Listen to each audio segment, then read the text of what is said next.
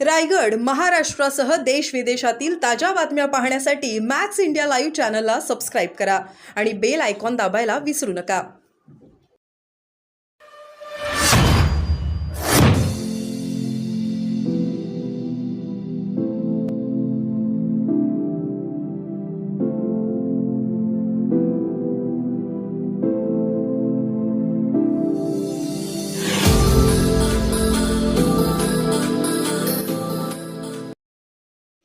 सुनील तटकरे यांचा उमेदवारी अर्ज दाखल करण्यासाठी अलिबागेत महायुतीचे शक्ती प्रदर्शन। महायुतीचे दिग्गज नेते पदाधिकारी उपस्थित। 32 रायगड लोकसभा मतदारसंघाचे महायुतीचे उमेदवार सुनील तटकरे यांचा आज उमेदवारी अर्ज दाखल करण्यासाठी अलिबाग येथे महायुतीचे नेते पदाधिकारी आणि कार्यकर्ते हजारोच्या संख्येने उपस्थित होते।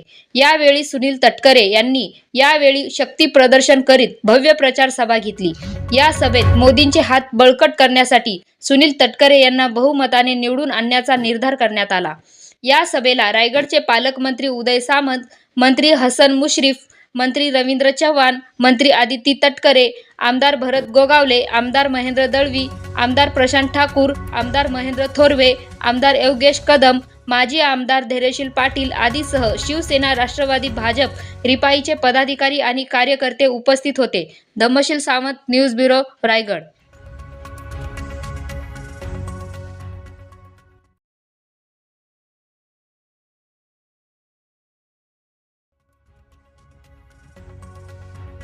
उनका कामाला चालना मिळाला, रखडलं होतं काम बऱ्याच पातळीला आणि एक वर्ष ते काम रखडलं। मला एक अभिमानावर सांगायचं आहे, विरोधी पक्षाचा वातावरण सुनील तटकरे 5 वर्ष काम करत होता, शेवटच्या 7 महिन्यांनी इलेक्शन सहभागी झालो। केवळ माझ्या विनंतीनुसार गडकरी साहेबांनी 700 कोटीचा निधी दिला।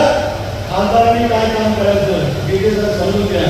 30 वर्षांमध्ये तुम्हाला हे काम करता आलं नाही, पण या राज्याच्या या देशाच्या जनतेचे समजून त्या कामाला पाठपुरावा करण्यात केला आणि आज ठाकरेला सुद्धा गडकरी साहेबांनी, विधानसभा सुद्धा गडकरी साहेबांनी त्यानंतर काँग्रेस केल्याच्या कामासाठी रवींद्र चव्हाण तुमचा आभार मानले पाहिजे। तुमचा इतका कुठलाही बांधकाम मंत्री या मुंबई गोवा रस्त्यावरती बाहेर विक्री मालाचा बिघडला नसेल ते विरुद्ध रवींद्र चव्हाण त्याच्यामुळे आता असलेला त्या कामासाठी गतीने पाहायला मिळतो आणि 400 पार करत असताना त्याच्यामध्ये फार मोठ्या मताधिक्यानं महायुतीचे उमेदवार आदरणीय सुनील तटकरे साहेब देखील असले पाहिजेत। यासाठी आपण सगळ्यांनी कसोशीने प्रयत्न केले पाहिजेत। आजची ही संख्या बघितल्यानंतर तटकरे साहेबांचा विजय हा निश्चित आहे। जसा मी रायगडचा पालकमंत्री आहे तसा रत्नागिरी जिल्ह्याचा देखील पालकमंत्री आहे आणि मी जसा पालकमंत्री आहे तसं काही वर्षापूर्वी सुनील तटकरे साहेब रत्नागिरीचे पालकमंत्री होते आणि रायगडचे देखील पालकमंत्री होते। मी आपल्या सगळ्यांच्या साक्षीनं सुनील तटकरे साहेबांना शब्द देतो की रत्नागिरी जिल्ह्यातलं जे काय मतदार होईल त्याच्यातलं देखील फार मोठं मताधिक्य हे महायुतीचे उमेदवार म्हणून सुनील तटकरे साहेबांना असेल। हा पालकमंत्री या नात्यानं रत्नागिरीचा म्हणून शब्द घेतो। नरेंद्र मोदी साहेब कशा पद्धतीने पंतप्रधान होणार आहेत, शासनाने घेतलेले निर्णय, महाराष्ट्र शासनाने घेतलेले निर्णय हे आपल्या सगळ्यांना ज्ञात आहेत। महिलांसाठी घेतलेले निर्णय हे महिला भगिनींना ज्ञात आहेत आणि म्हणून केंद्रातलं सरकार असेल, राज्यातलं सरकार असेल, जनसामान्यांपर्यंत पोहोचण्याचा प्रामाणिकपणाचा प्रयत्न राज्यामध्ये एकनाथजी शिंदे, देवेंद्रजी आणि अजितदादांच्या नेतृत्वाखाली करत आहेत आणि म्हणून जास्त वेळ मी आपल्याला घेणार नाही। त्या जिल्ह्याचा पालकमंत्री म्हणून 7 तारखेपर्यंत वारंवार मी या जिल्ह्यामध्ये येणार आहे, त्यावेळी नक्की आपल्याशी संवाद साधेन। पण तटकरे साहेबांच्या आणि सगळ्या नेते मंडळींच्या साक्षीने आपल्याला शपथ देतो, पालकमंत्री म्हणून जे जे काही या जिल्ह्यासाठी करावे लागेल ती करण्याची ग्वाही पुन्हा एकदा हजारोंच्या संख्येने जमलेल्या रायगडवासियांच्या समोर मी देतो।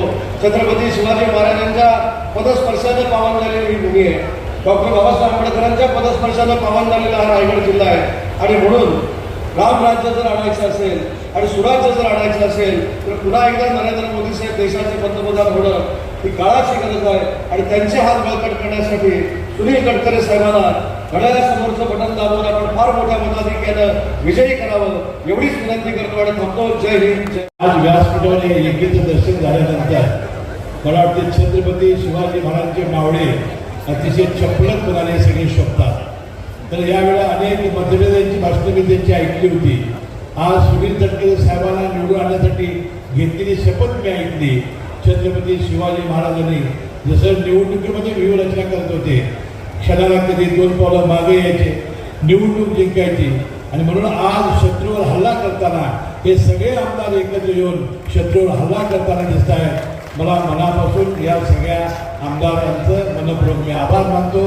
तिन्ही पक्षाची नेते मंडळी आज तटकरे साहेबांच्या मागे प्रचंडपणाने उभे आहेत. त्यांचे मी कौतुक करतो, त्यांना मी धन्यवाद देतो.